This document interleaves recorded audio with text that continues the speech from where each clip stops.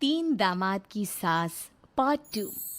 अब तक आपने सुना कि कावेरी जी अपनी तीनों बेटियों ईशा, मोहिनी और सुहाना की शादी तीन घर जमाई लड़कों के साथ करवा देती है।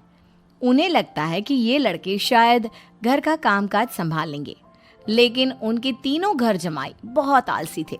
वो नौकरी भी नहीं करते थे और बाहर का काम भी नहीं। कावेरी जी ने अपनी बेटियों से कहा कि वो प्रेगनेंसी का बहाना बनाकर अपने पतियों को सबक सिखाए। अब सुनिए आगे। मम्मी, आपने जैसा कहा था हमने वैसा ही किया, लेकिन देखिए ना, विवेक का हाल तो वैसा का वैसा ही है। घर में ना सुबह का नाश्ता बनता है और ना खाना। नौकरी पर जाने की बात करूं तो खाने को दौड़ते हैं मुझे। हाँ मम्मी, मैंने भी सुमित को कितनी बार कहा कि अगर नौकरी नहीं करनी तो कोई छोटी सी दुकान ही खोल लो, घर का खर्चा कैसे चलेगा। देखो दोपहर के 12 बजने आए और जनाब अभी तक सो रहे हैं। हाँ मम्मी, ईशा और सुहाना ठीक कहती हैं। अविनाश का भी यही हाल है। जब मैंने अपनी प्रेगनेंसी के बारे में कहा तो मुझसे कहने लगा, अरे दूसरी लड़कियां तो 9-9 महीने तक नौकरी करती है, बस डिलीवरी के टाइम छुट्टी लेती है। मोहिनी, तुम भी नौकरी करो। अब मुझे कहाँ नौकरी मिलेगी। मम्मी बताओ अब मैं क्या करूँ। हे भगवान, क्या सोचकर घर जमाई दामाद लाई थी मैं कि मेरी बेटियां मेरे पास रहेंगी और खुश रहेंगी, लेकिन इन आलसी दामादों ने तो हमारी जिंदगी को भी प्रॉब्लम में डाल दिया है। मैं तो कहती हूँ मम्मी, हम लोग वापस अपनी जॉब पर जाना शुरू कर देते हैं। बता देते हैं इन लोगों को कि हमने प्रेगनेंसी का बहाना किया है। नहीं नहीं बेटा, ऐसी गलती भी मत करना।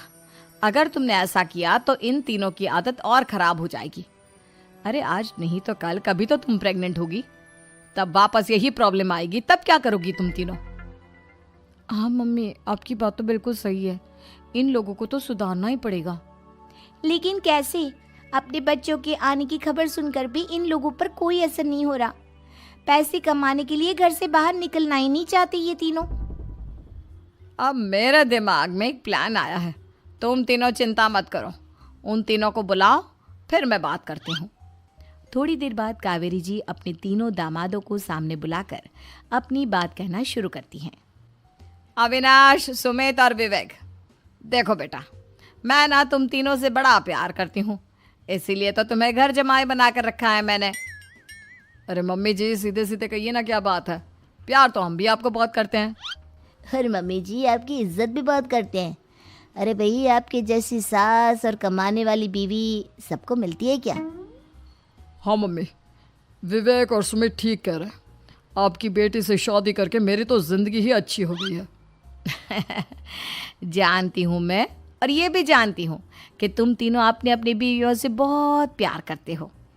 बेटा, बात ऐसी है कि हमारे कुल गुरु ने कहा है कि प्रेग्नेंट होने के बाद मेरी तीनों बेटियां शुरू के 4 महीने हमारे गांव में जाकर रहेगी, जहां मेरे चाचा जी रहते हैं। अरे लेकिन क्यों मम्मी, गांव में जाकर रहने की क्या ज़रूरत है इन तीनों को। वो क्या है ना बेटा, हमारे परिवार को एक श्राप है। अगर मेरी बेटियों ने यहाँ पर बच्चा पैदा करने की कोशिश की तो उनके बच्चों को कुछ भी हो सकता है। इसलिए अब से लेकर 4 महीने पूरे होने तक इन्हें गांव वाले घर में रहना पड़ेगा। हाँ तो इसमें प्रॉब्लम क्या है मम्मी जी? हम भी वहाँ जाकर रहेंगे, पिकनिक मनाएंगे। अरे भाई, बीवी जहाँ हम भी वहाँ। हाँ यार, आइडिया तो बहुत अच्छा है।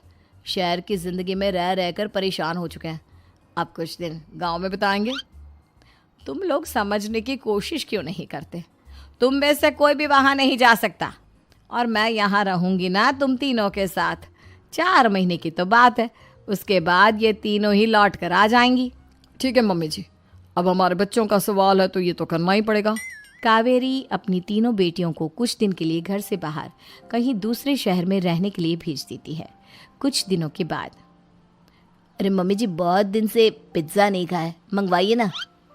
क्या बताऊं बेटा, पहले तो बेटियां खर्चा दे देती थी क्योंकि उनकी नौकरी थी, लेकिन अब तो मेरे पास पैसे ही नहीं बचे।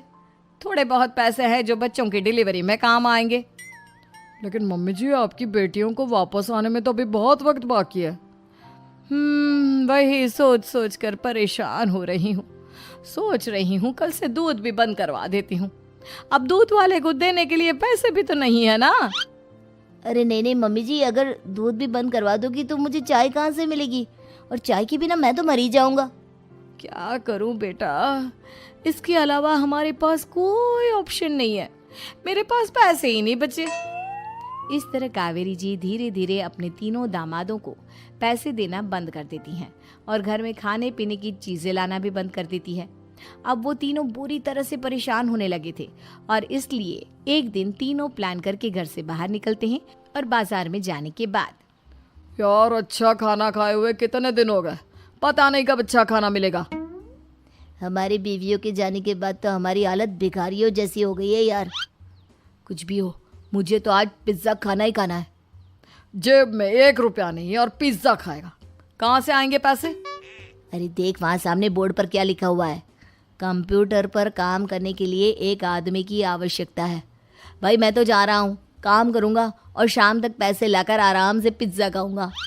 जा जा, तुझे कोई काम नहीं देने वाला, हम तो घर जा रहे हैं। चल भाई सुमित।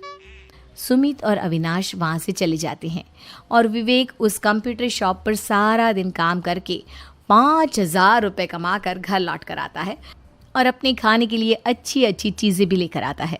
ये देखकर विवेक और सुमित के दिल में भी कुछ पैसे कमाने की इच्छा जागती है। अरे सुबह सुबह कहाँ चल दिए तुम? मम्मी जी एक बहुत अच्छी जगह मिली है, कंप्यूटर पर काम करने के 5,000 मिले थे कल मुझे। अगर रोज़ काम करूँगा तो पूरे 40,000 की तनख्वाह। अरे वाह, ये तो बहुत अच्छी बात है दामाद जी, आपको जाना ही चाहिए। सुमित और अविनाश विवेक को इस तरह तरक्की करते देखकर परेशान हो जाते हैं और वो दोनों भी काम की तलाश में निकल पड़ते हैं। धीरे धीरे उन दोनों को भी काम मिल जाता है।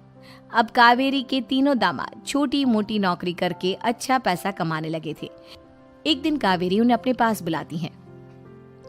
अरे वाह, विवेक 40,000 कमा लेता है, अविनाश 60,000 और सुमित तुम भी 40,000 के आसपास कमा ही लेते हो। कुल मिलाकर तुम अच्छे खासे पैसे कमा रहे हो बेटा।